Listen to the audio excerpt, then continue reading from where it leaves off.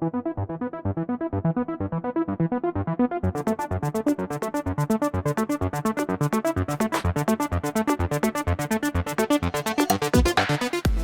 ahead, let's start the second panel discussion session.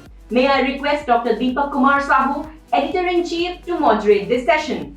Over to Dr. Sahu. The theme of the panel discussion is how to mitigate fraud in a digital world. We have the panelist for the panel discussion session. Today, we have a very versatile panel. Let me introduce to the panelist. Mr. Harish Jain, CISO, CNH, Industrial and Capital Business. Mr. Archie Jackson, Senior Director, IT and Security, Incido. Mr. Ratnesh Chandra, CTO, Punjab and Sind Bank. Mr. Venkata Satish Gutala, Director, Security, Rediff.com India Limited. Mr. Pankaj Mittal, CEO, Daizen Consulting. Mr. Radhesh Walvatkar, Manager System Engineering, Enhanced Technology for India SARC from Fortinet. So let me introduce about the topic first. So as organizations have rapidly moved to the digitization era, the network boundaries have vanished. Systems are more integrated than ever before. This movement has also increased the attack surface of organization. With the increase in the earnings from such attacks, cyber criminals are vying for bigger and more opportunistic attacks. Ransomware is a rapidly advancing criminal activity that affects business, financial institutions, government agencies, medical institutions, and other organizations. It is the product of the advancement of digital technology. Attackers deploy various tactics to target organizational issues inherent with hybrid work, human error, and shadow IT, or unmanaged apps, services, devices, and other infrastructure operating outside standard policies. With cyber attacks on rise, it is more important than ever to install antivirus software on your computer or network. Equally important is ensuring you are regularly running and updating the software to prevent virus from infecting your computer. On this backdrop, I want to start question with my panelist. The question is, the COVID-19 pandemic has led to fraudsters and scamsters taking advantage of our increasingly digital world. What is your say on it? I think before just we spoke about digital acceleration has happened in pandemic because the physical boundaries or the network boundaries has diluted a lot. People are working from home, application availability, which is work from home, work from office, work from anywhere, any device, has happened. Yes, definitely there are new ways of cyber attack which is happening or coming through, either on individuals' machines or you're on data center or on your cloud security posture. But what is important is that there is to be continuous process of your team to get the general awareness or cyber security awareness about. Get a basic understanding about things like email phishing, what link to open, what not to open, trusted networks, your basic cyber hygiene of your organization is being taken, your patches are taken care of, you have updated antivirus, your digital boundaries, the first line of attack of firewall, router, switches, VPNs are being, very well taken care of.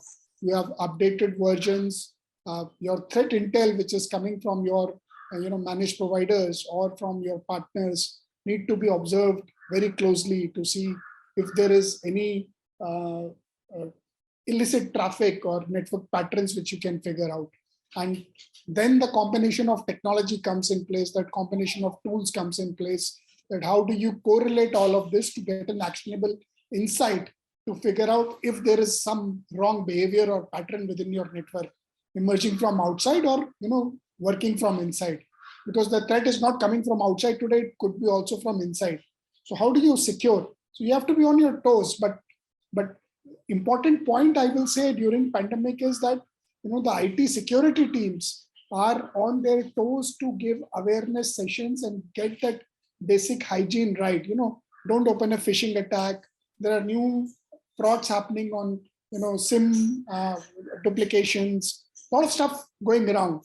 So the team need to be in constant touch to ensure that they talk about these new kind of attacks and make sure that the your organization, your people, your employees, families are aware and not circulate out unverified data across. So yes, in pandemic, it is also a blessing in disguise that now the CIOs and the CTOs have started thinking to spend more on the security. That the boardrooms conversation with the CXOs I am having, security is at the core of everything today. Whether you are in finance, sales, supply chain, HR, core IT, security being core of it. That how do you protect your intellect, your data, your IP, and ensure that your digital boundaries are properly secured at all times. Wonderful. Satish must have a different experience, but they have a Rediff.com. So you have so many customers, so many enterprises, you have to protect everyone. So what is your say on it, Satish? Thank you for the question, Deepak. So as you know, Rediff.com's customers are already on cloud, and since we are a cloud email security provider, cloud email provider, we have taken all the kinds of security necessities to keep our clients secure. But having said that, we found out that many of our customers, and not our customers, but many of the people in the industry are being fallen victim to the fraudsters, as you said, because of the COVID-19 and because of the digitization, many people are being fallen victim. So I will tell you one thing why it happened is because many of the companies, what they have done is that they thought, okay, my office, my perimeter is the world, and everything inside is safe, and there is no need for me to seek if I can give work from home VPN to others and not. So they have not ever thought about that thing. And now with the COVID pandemic, suddenly they need to give that to their employees. So the issues what they faced is the VPN crunch. Okay, the network in the VPN. Not many people would log in. So what they have done is they have taken a lot of the applications which are which are behind the firewall. They have put it on the cloud. But the issue is people are thinking cybersecurity as taking very lightly. So what they are thinking is, okay, it's just I need to move that application from my on-prem to the cloud, but without any proper knowledge about the cloud, they are moving, and that is the biggest issue. And they're not taking help of any expert who is experienced in securing the cloud. So because of that, you can see a lot of S3 buckets which are open. They are open. So why? These people, the IT people, are never aware of how to configure the S3 bucket and how to make it secure. And the mandate is you need to move them to the cloud and make it as cheap as possible. But that's not the case. There are experts who are out there. They are sitting there and they know what they do, and they are ready to help. But people are not taking any help with them. So that is why, as I said, many of the clients' details are out. Because of the improper configuration. And as Pankaj said, the improper configuration is the biggest thing, biggest issue which we are seeing when people are moving from on-prem to cloud. So I got a lot of things to say on that thing, but I can talk in the next question. Thank you. So Radesh, what is your experience is that you are training every CISOs in the country from Fortinet? Yeah, so I would like to add on what Satish was also talking about. Yeah, we saw this exactly during the first wave of the pandemic. And suddenly everything in the first lockdown, everybody was working from home, giving a remote access for businesses to run their day-to-day operation was the biggest challenge. So VPN that came into picture, and you will be surprised that the authentication solution from Fortinet was the lowest revenue generator in the past. But for that particular quarter, just the authentication solution was the highest revenue generator. The reason for that if you are giving a remote access, in the strong authentication has to be along with it. The second thing is, yeah, the performance planning was never done. That many people will work from home, and that's the reason. And there was also a confused state in the market, and then people started moving their application towards the cloud. And I agree to the point which Satish mentioned that uh, the understanding of cloud security was the biggest problem. I also work along with the cloud providers like Amazon or Google, and most of the time their say is that okay, I will just provide you the infrastructure, then but on the top of it, how to build the security, that is your concern. So to the at the start of the pandemic, that was the case, and from Fortinet perspective, it was again a blessing in disguise for us because all the cloud providers they started having an ISV partnership with Fortinet, and there were a lot of security discussion and architectures around cloud were also designed. And then we were taking only that blueprint of the architecture in front of the customer to make their life simple. And to add to this point, I will also talk about the kind of frauds that we will start happening in future, because when we are talking about the digital world, we were only talking about digital information that was stored somewhere and people accessing that digital information. Something is drastically changing across the globe. Now your concept of money, that is also becoming digital. So you will see a very high rise in the numbers of frauds that will happen in the digital world, because there is a huge population outside there who are still not able to understand the concept of digital money, but but uh, but they are getting used to it. Like if I give an example, nowadays even if you go to a tea stall, you can do a payment via Paytm. You are not paying anything in hard cash, or rather there is the whole concept of money has become virtual. Now there is a large population which is getting used to this digital money, but they are not really aware of the security concern around this digital money. And that's where we see that, yeah, pandemic has made a path for digital money, but yeah, in future, we will see a lot of frauds also arising because of this concept of digital. My question to Harish Jain. I would rather say, I mean, we generally talk about COVID-19 or pandemic, but in my view, digital acceleration is bound to happen to support the business growth journey that every organization is looking for. Yes, of course, COVID-19 or pandemic has helped to expedite the journey, right? Those organizations who were targeting to have it in the period of 5 years, they are probably completing in 2 years now. So that expedition is of course there because of the pandemic in nature. But yes, with the rise in digital acceleration of business processes, the threats or the risk will definitely increase, and it is bound to increase, right? No one can stop it. And definitely we really need to have the controls in place to support the business, at the same time protecting the business information that can be at risk with this COVID. Yes, of course, with this pandemic taking place, all of a sudden people move to work from home, who were earlier working within the secure perimeter of the organization. And many organizations were not ready to support work from home model because they never thought that they would be allowing people to work from home.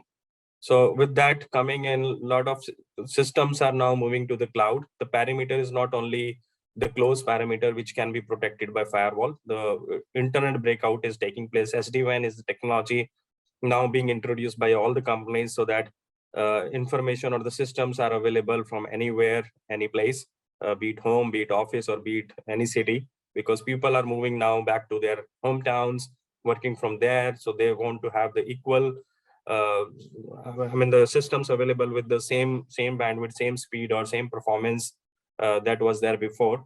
So of course, the kind of landscape that we had before, the threat landscape which we had before, is now changing. Now it is more ubiquitous in nature. It is more on cloud, more on internet.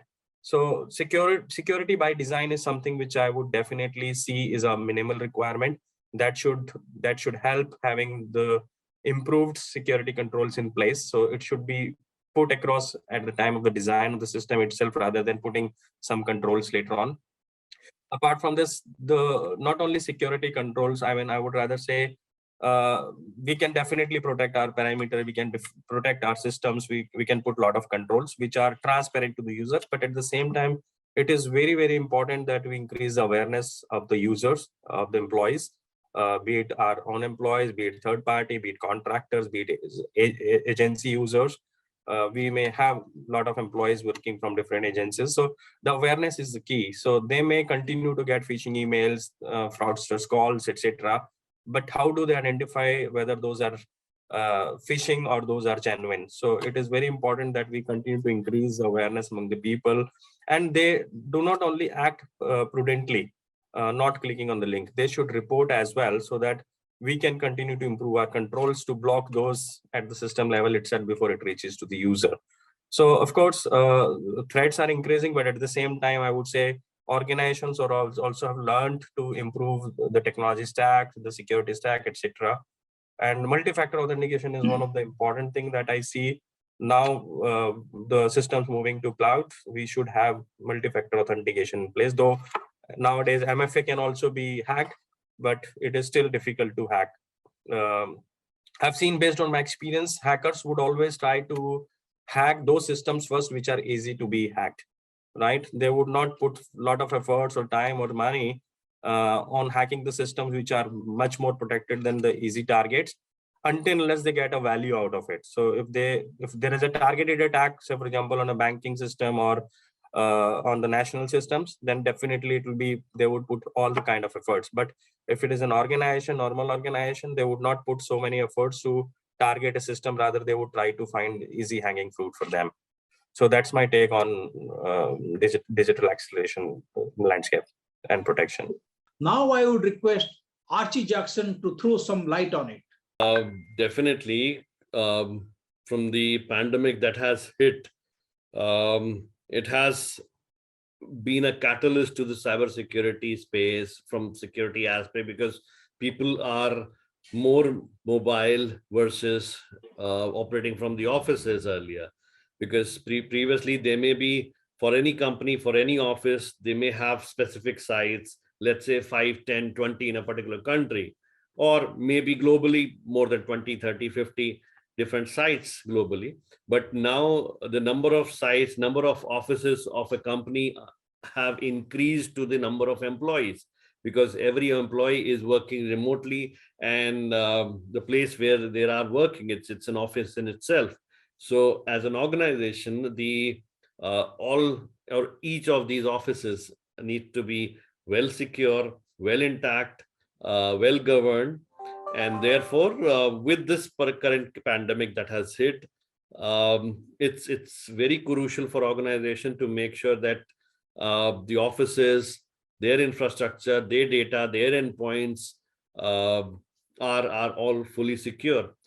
The pandemic has also given a great boost towards migration towards cloud, because again, as businesses, organizations started operating remotely, the agility, the productivity, the performance of the business becomes a very key integral fundamental aspect. And having on-premise applications, on-premise data centers brings in gaps in efficiency, and also, brings in productivity and performance impact, as well as people scattered and start operate from different locations. Plus, security again plays an important role, because getting into organizations' own infrastructure through a secured process is again an important aspect to be considered. And therefore,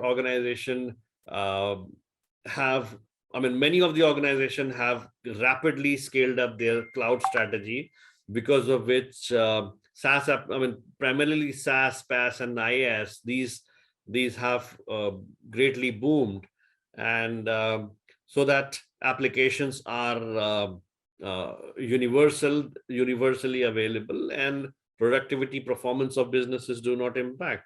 Now, as cloud comes into place, privacy and integrity of data is again another aspect which security needs to play from the governance standpoint, from security standpoint, from privacy standpoint. And again, so with all these implications, security has been one of the core fundamental important aspect in today's overall. Ratnesh, I would request if you share some light on it. As you're aware that means now since the digitalization actually is increasing rapidly, and because of this COVID and all, people are accessing, all the access are given from the home and all that. But whether really we are equipped to actually work from home, whether we have kind of the system, the kind of security we should maintain and all that, whether we have the people who are accessing from their home and all that, whether really they know means what kind of security we should maintain, what kind of antivirus, what kind of malware protection we could say and all that. So whether really when they are doing actually what kind of hygiene their computers should have, what kind of connectivity that when we have the connectivity through internet and all, whether really it is encrypted and all. So I don't think so people, although we are saying that COVID-19 has opened digitalization more and all, but at the same time, it has opened Pandora for fraudsters and cyber attacker and all that, because they know the people, they don't have basic knowledge of the security, how to maintain and all that. And whenever any criticality or any kind of exigency comes and all, they simply give their credentials to anybody, because anybody in the sense means like whenever it will required to resolve the issues and all that. So although what I'm trying to say is that first thing is that the awareness among the people is very, very necessarily to know that whenever we are working, we are accessing any kind of computers and all that, whether it be at home or from the office and all that, where our computer is secure, whether the proper security hygiene is being maintained and all, whether it is getting upgraded and all that, whether you are using the open source or whether you're using the licensed things and all this that has to be done. So awareness is very important. At the same time, the kind of infrastructure today we are using and all that, whether really we know that whether it has been provided by the corporate and all that, because when we actually that any connectivity or any access which has been given by the corporate, they are having some kind of due diligence before actually giving to their employees and all that. But nowadays people are using actually connecting for internet and all, their mobile and all, and you know the mobile actually being used for so many various things and all that.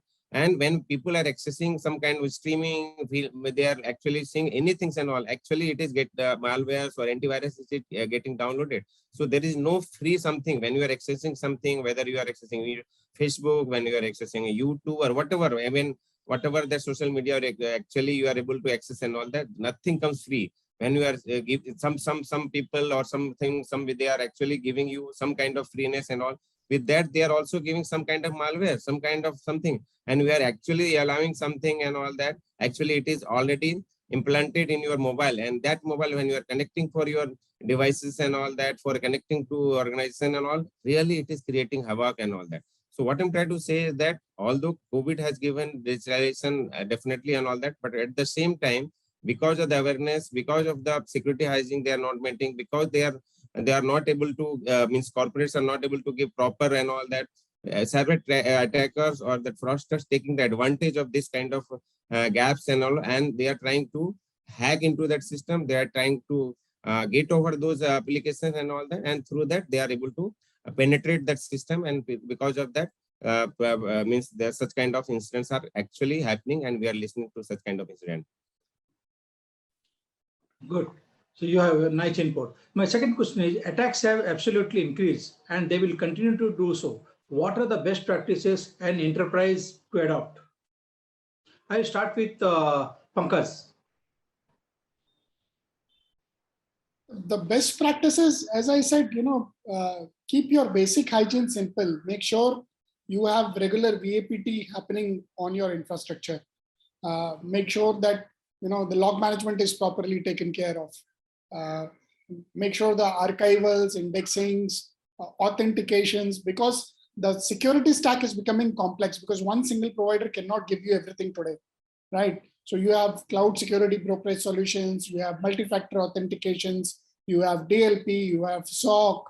A lot of technology stacks are amalgamating all together. EDR, XDR, all of that is gaining. So need to ensure that how do you get a single pane of glass or an update?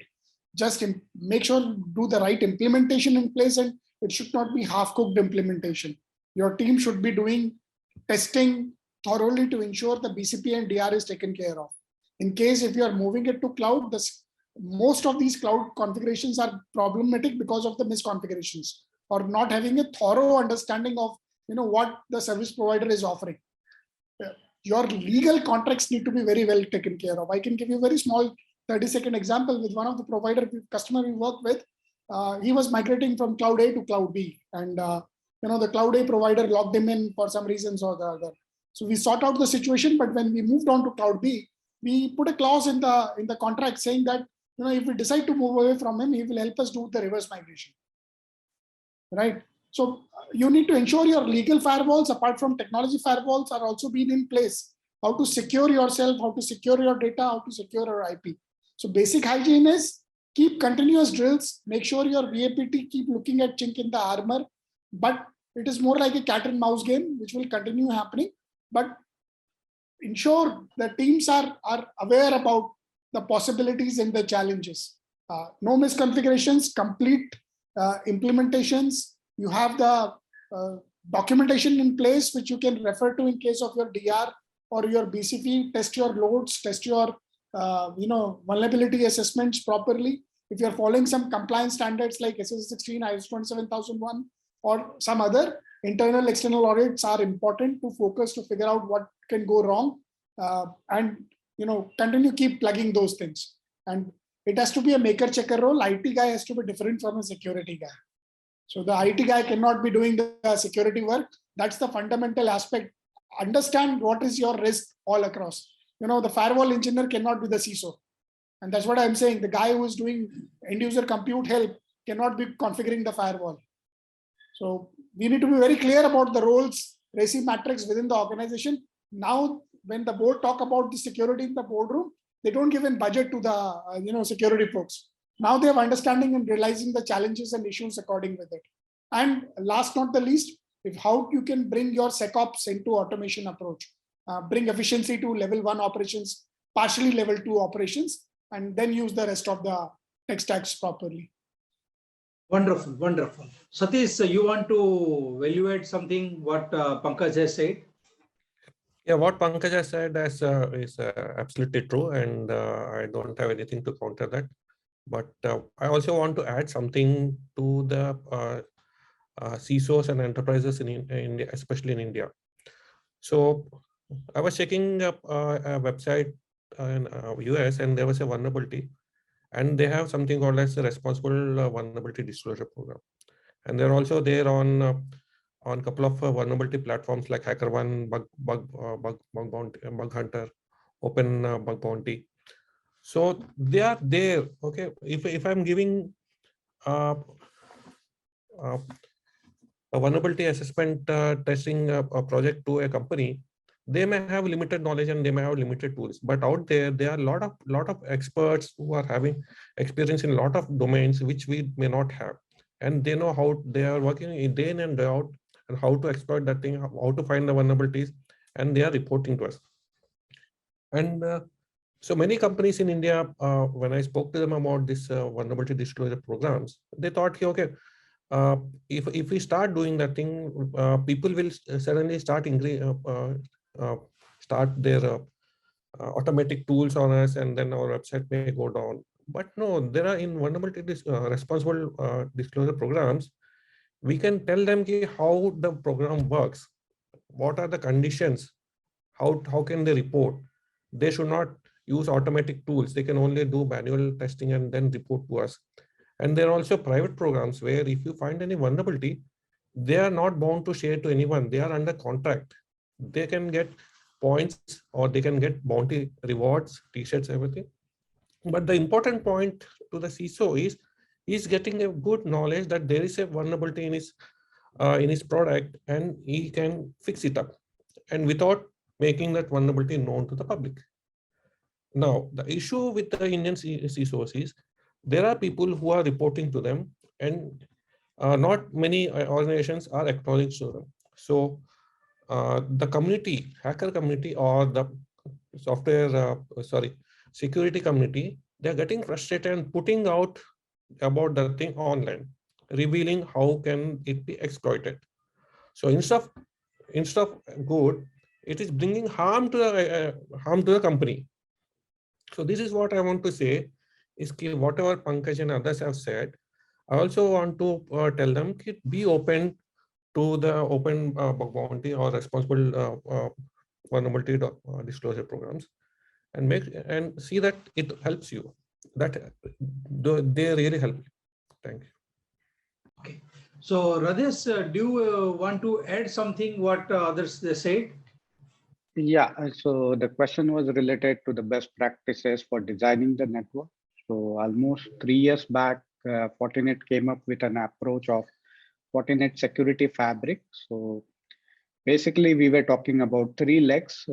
Your security architecture has to be designed on 3 legs, which is broad, integrated, and automated. So you should, when I say it should be broad, that you should have a visibility of all your all your edge points. Like it can be on the LAN side, it can be on the WAN side, it can be on the cloud. So you should have a visibility of all of them.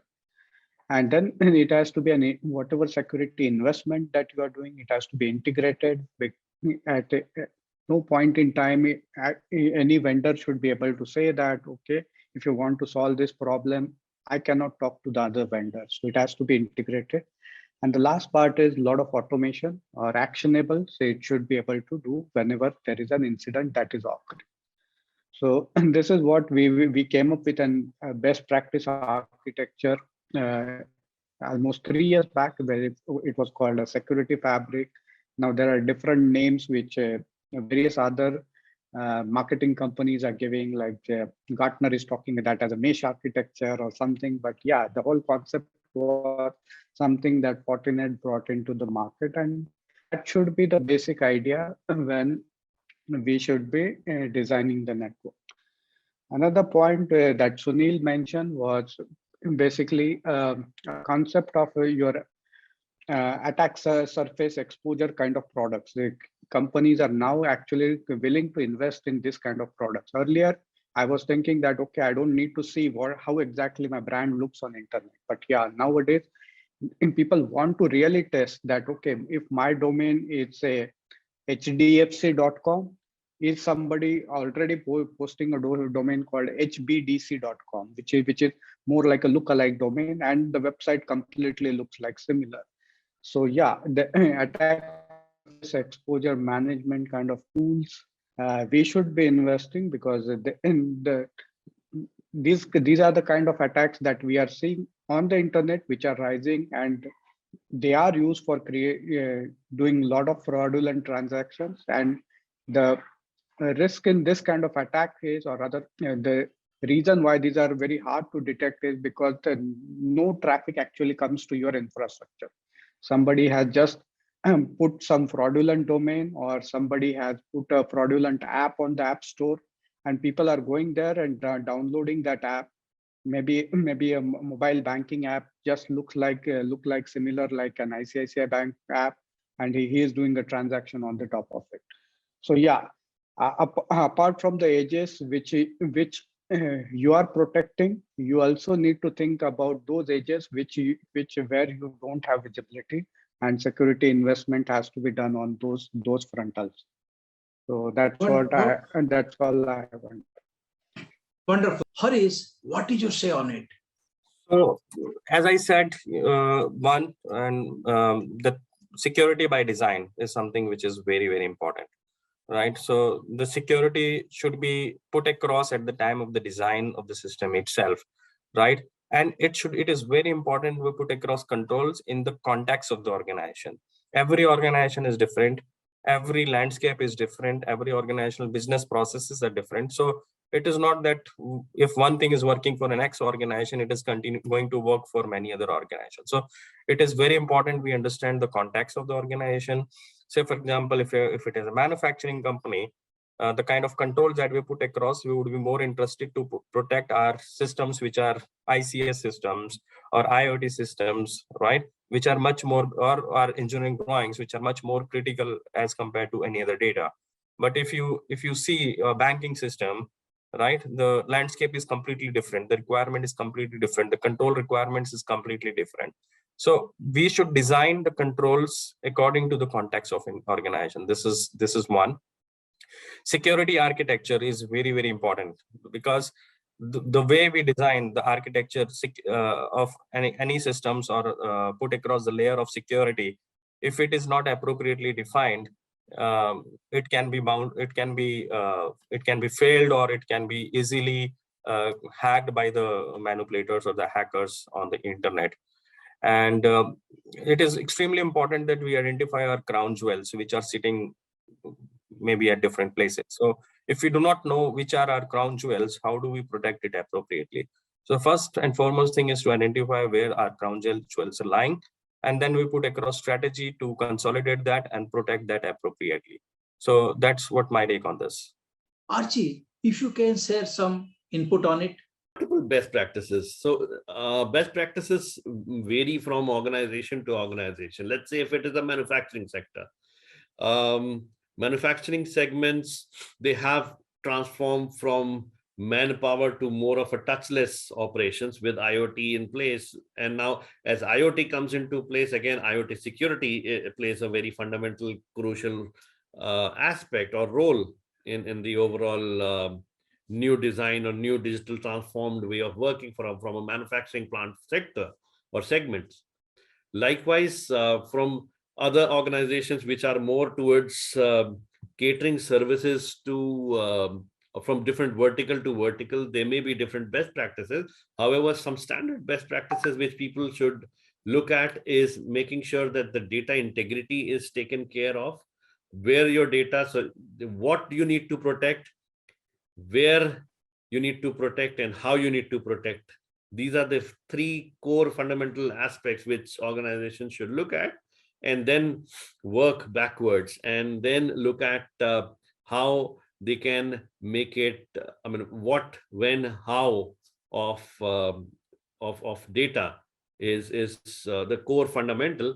And from there, the best practices evolves, because as an example, let's say organization which may be, let's say, from airport mechanism, or let's say from banking segments.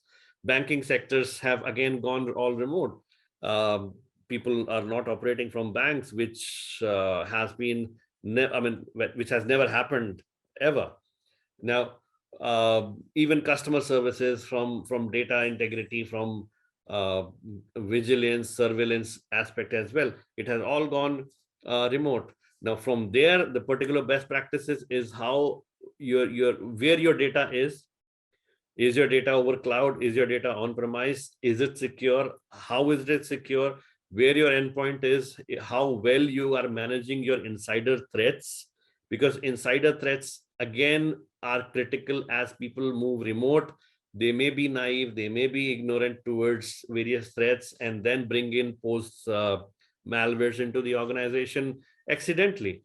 Plus, in the shadow IT plays again another important aspect, because the number of assets that are there, number of assets, the inventories, the CMDBs, how well your assets are patched, well governed, that plays a very important, patch management plays a very critical role. That's another best practice that people should adopt.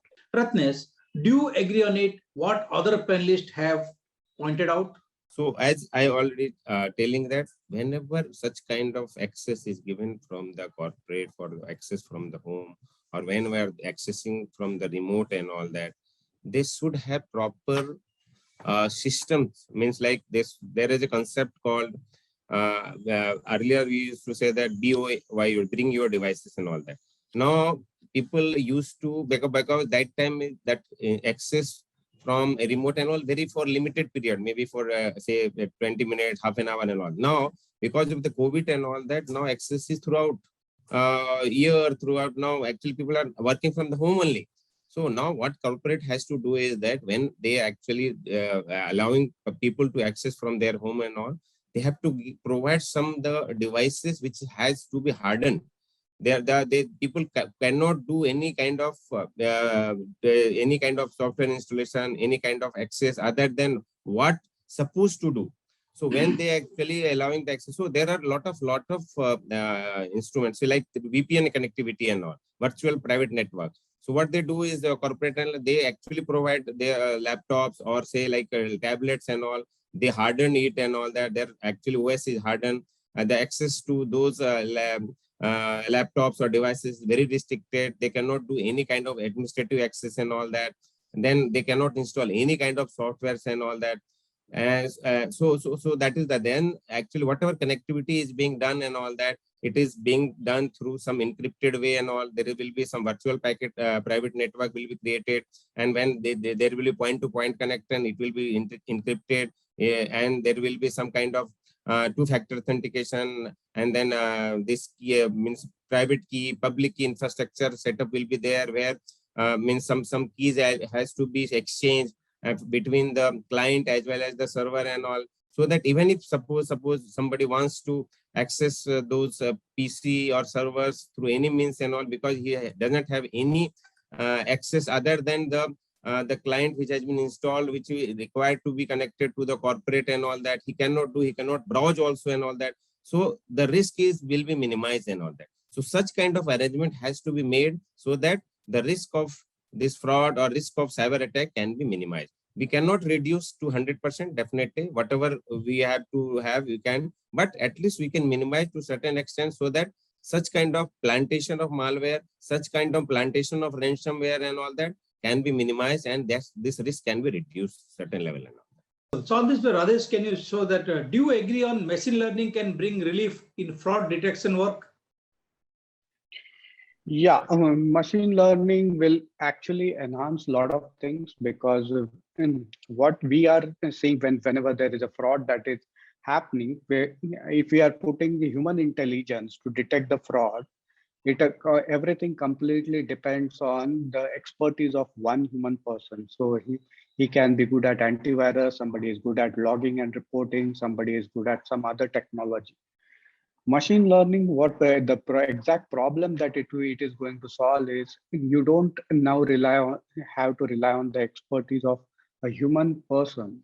Machine learning can still do a correlation between multiple security threat vectors, analyze that, and then it can throw you whether this looks like a fraud or this doesn't look like a fraud.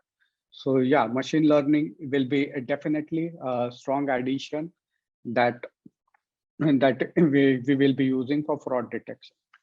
So in the Fortinet world, the products where we are using machine learning is, if we are talking about our endpoint solution on our EDR, we are using machine learning for behavioral based detection.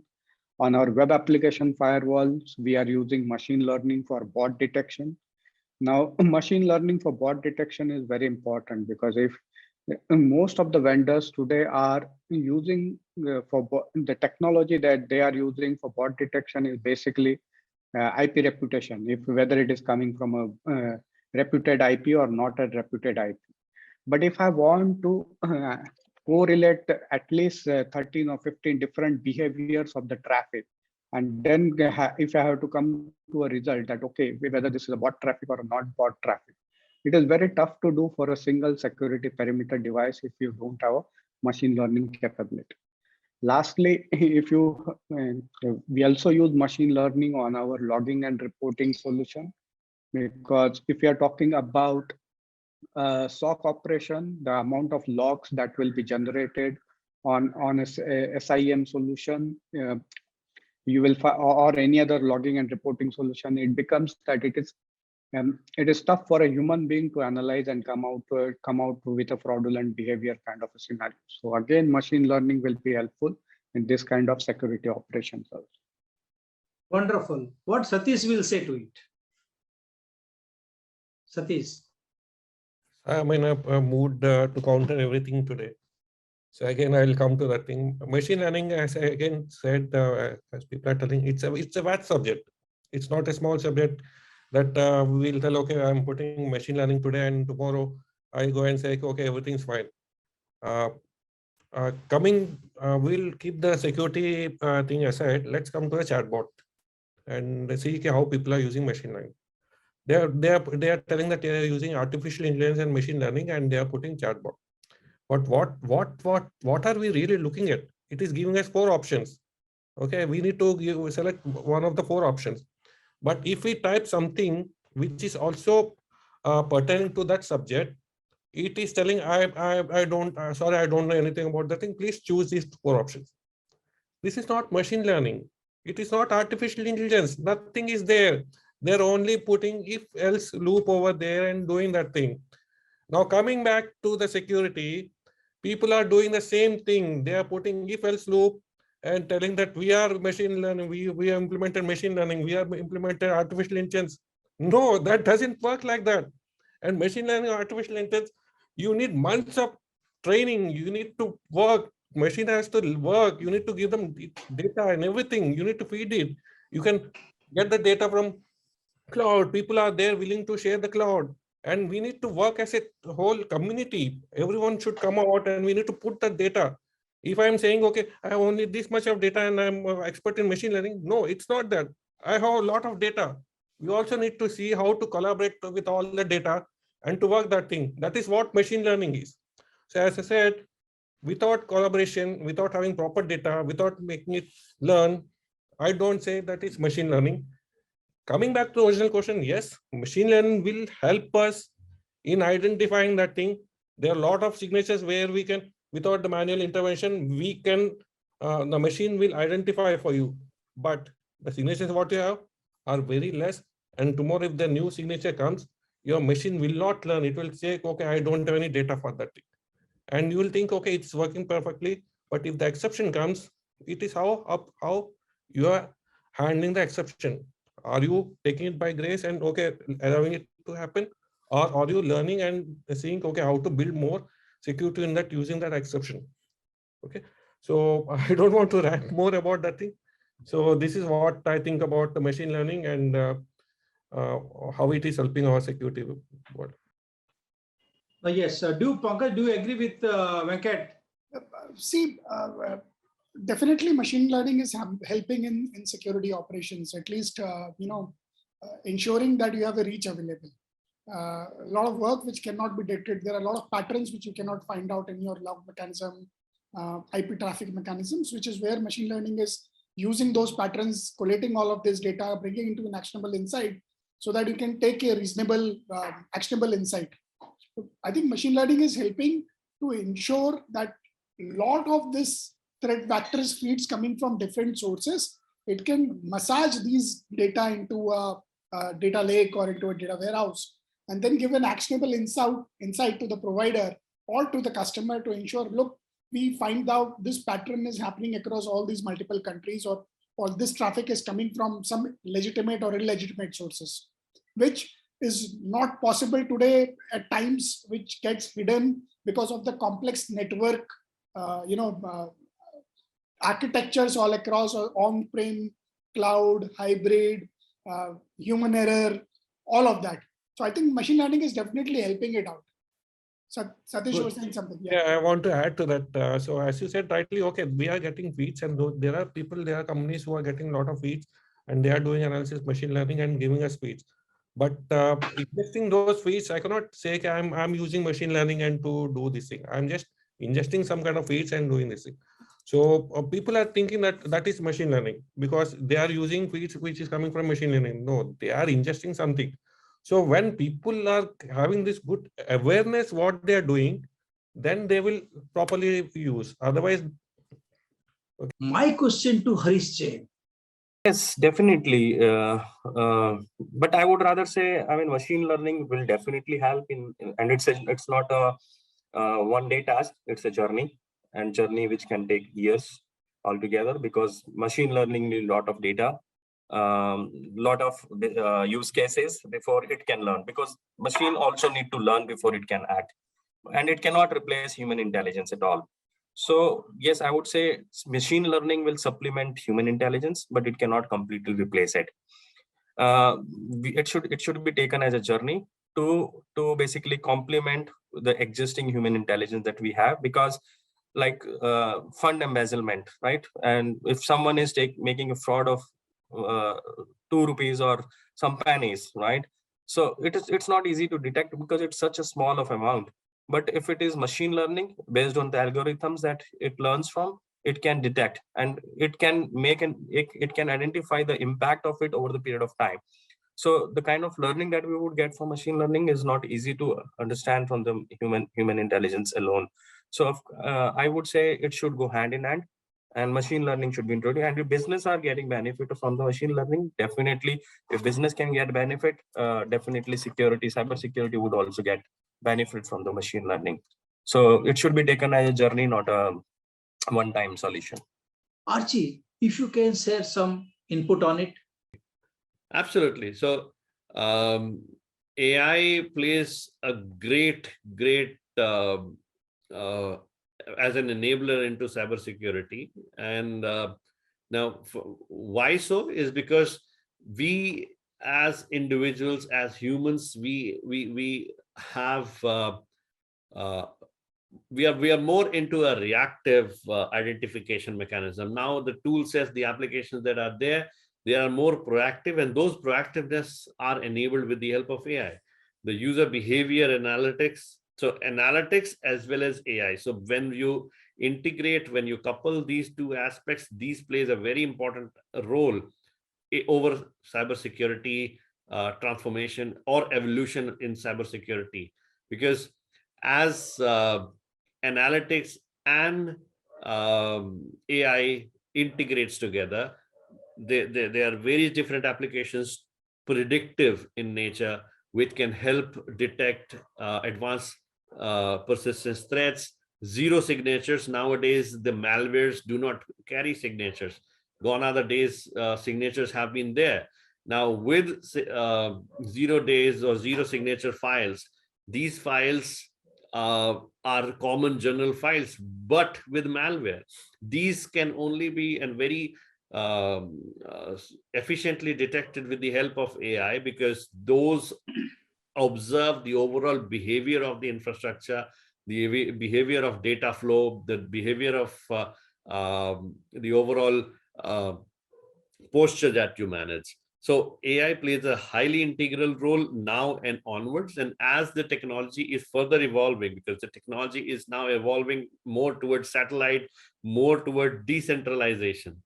And as decentralization comes into place, cybersecurity further evolves, and AI would be is currently a great enabler, but now AI would be highly, I would say, essential for cybersecurity as we progress. Ratnesh, I would request if you share some light on it.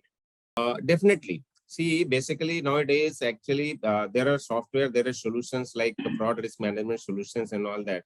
As we are aware that people are now accessing internet banking, mobile banking, they are having alternate channel delivery channels. Means like now everything they want customers is so means like they don't want to move to physically to any branches for any kind of doing, whether it is a transactions or purchase, procurement, selling, anything and all. They want to have anything at their either mobile or tablets or whatever and all that. Means like they don't want to. At the same time, basically what we do is that since it is their computers and all, what kind of means hygiene they are managing and all, the bank or corporate, they don't have any control and all that. So what precautions bank can take, what precautions, what kind of security hygiene from the corporate side they can maintain, so that customers should not suffer some kind of loss and all. So what they do normally is that they implement some kind of fraud management system basically. So they actually learn the pattern of the customers, what kind of transactions they are doing.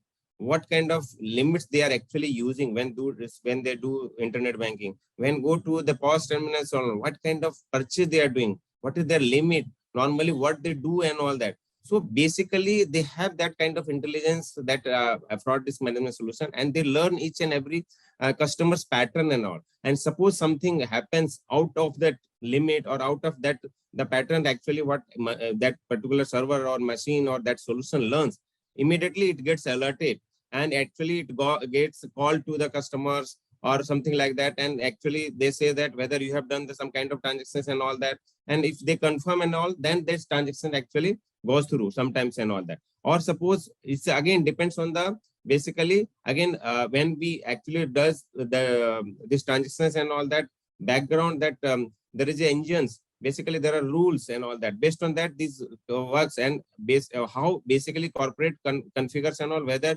suppose some transaction is coming, say suppose that person or customers actually does the transaction normally within India and all, suddenly some transaction is coming from outside of India and all.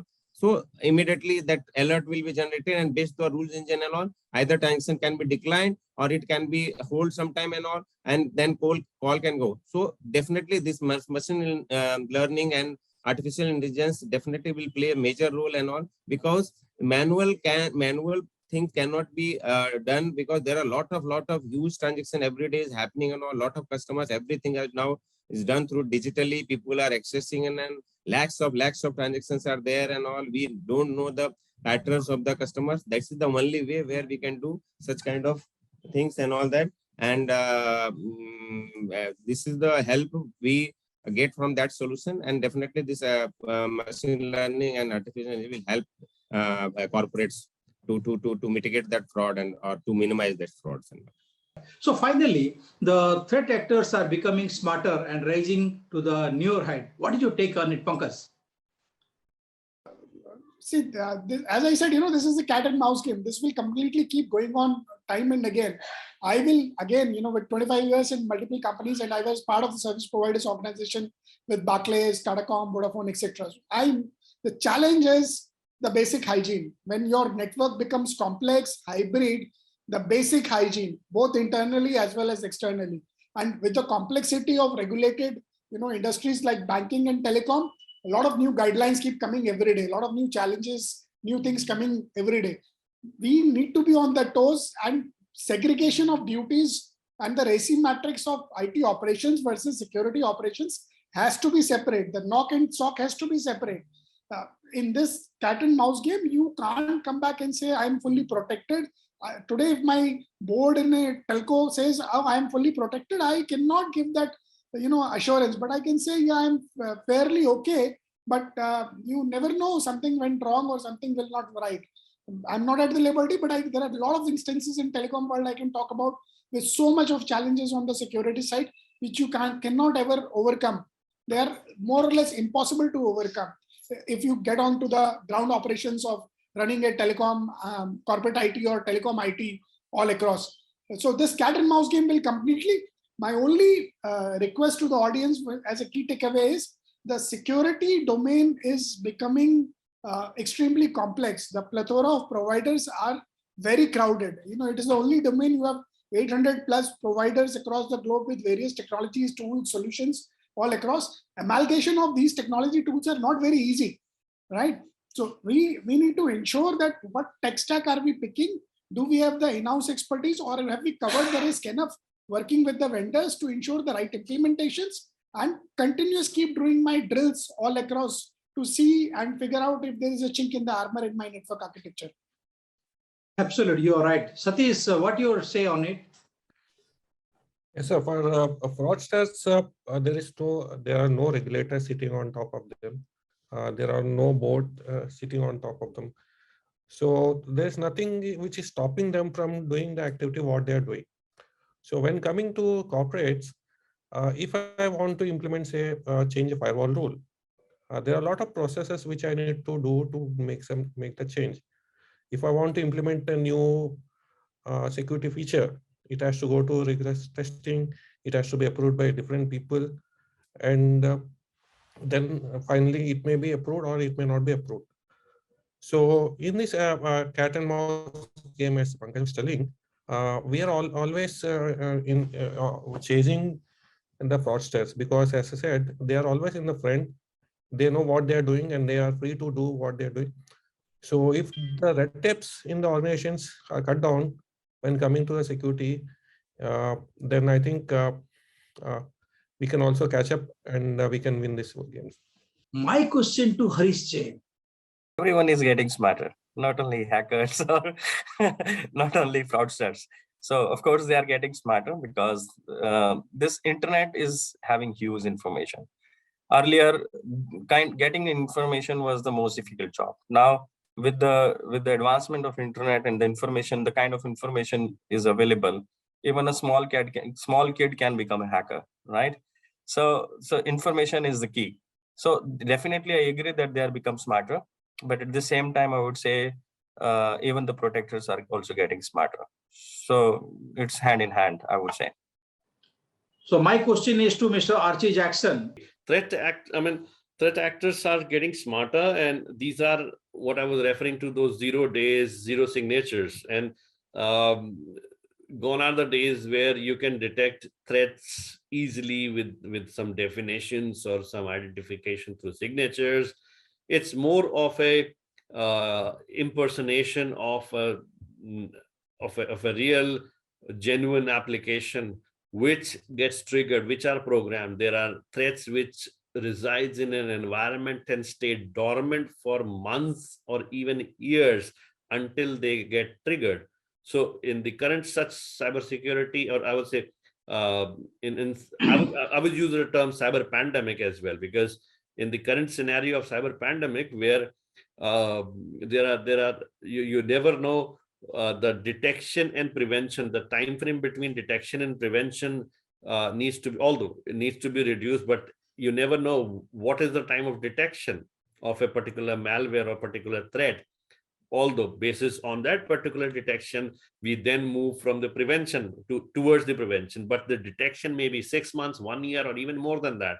So the reason why detection is so slow, the reason why detection of a vulnerability, or let's say a malware residing in an environment, takes such a long time is because those malwares, those threats are impersonated as genuine threats and stay dormant in the environment unless and until those programs get triggered. They may be some applications or malware designed to work in only a particular database, let's say targeted to impact an Active Directory of a particular company, or targeted to impact the O365, or let's say the AV servers. So unless until those malwares reach those destinations, those would remain dormant and appear to be normal files or normal packet transformation from one channel or one destination to another. Ratnesh, I would request if you share some light on it. See, means like it is very known say that means like thieves are always 2 steps ahead of the police and all that. So see, same way actually that fraudsters is the work for, actually they are working here for doing some kind of frauds and all that. At the same time, other side, if you say that any organization, or say you can take the example of the banks and all that, basically they have to actually protect the data of the customer. At the same time, they have to make such a way that it should be user friendly. At the same time, it should be accessible, easy to the customer. Otherwise, customer will not use those and all that.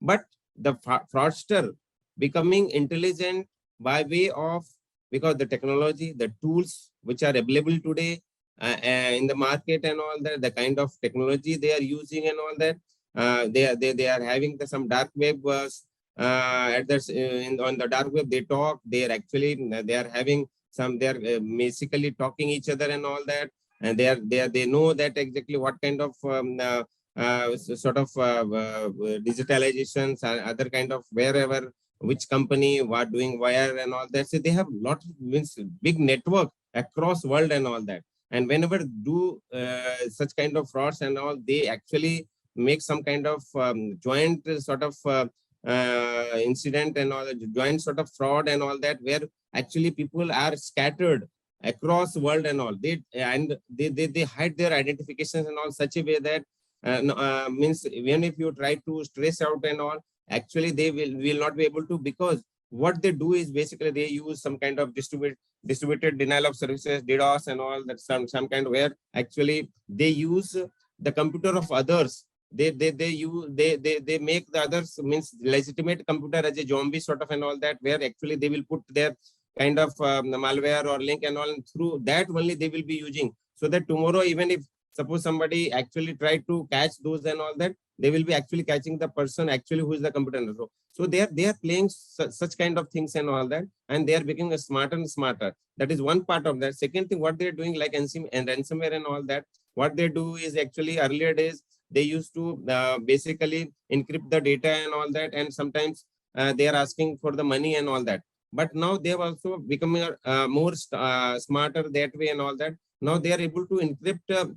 That is old things and all that, encrypting and all that. What they do now is actually they are actually encrypting the memory itself. Means like we cannot do anything even if you are want to take the backup and all, because what they do is that even corporates and what they do actually they are keeping the backups and all that. But nowadays what they become is you cannot do anything. Also they are completely locked the systems and all that. You will not be able to, even if you want some money and all, they will not say. So there are different way of methodology they are using and all that, and they are becoming smarter. They are learning also what kind of suppose I'm doing something and all that, how the response will be coming corporate side and all that to mitigate that and all. And further they will do some kind of new things and all, so that people will not be able to get that solutions. So really it is actually thief and police kind of things and all, it is being happened, and always they are becoming smarter and smarter and all that. Rajesh, what is your take on it? Yeah, and so the question you asked was whether the security threats are overpowering us.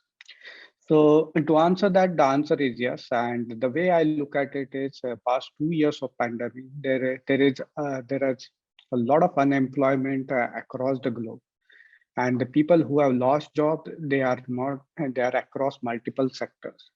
And so you will find that even technically advanced people, if they don't have a job and if they need now money, and money is becoming digitalized, so the only way they are going to access this money is via doing some kind of easy access.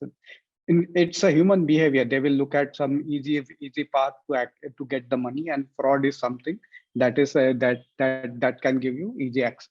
So there are two things that are happening. The highly technically advanced people, they have also lost job, and there is also a vast amount of population which is actually getting accustomed to this digital money concept. So yeah, the kind of attacks that you will see will keep on evolving in this domain, because the money has to shake hands from one place to another. Interesting thing that I was reading again an article from the CEO of Tesla, Elon Musk. He was also talking about that we need to have something called as a minimum income program. The same thing which a lot of economists are talking within India also.